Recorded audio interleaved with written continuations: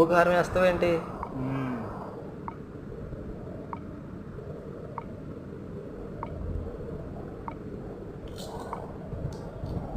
చూడండి ఫ్రెండ్స్, అసలు అలా అయితే ఏమంటారు, ఏం చేయాలో తెలియదు. ఏ ఐటెం ఉండవు, ఉన్న అట్లనే యూజ్ చేసుకోవాలి.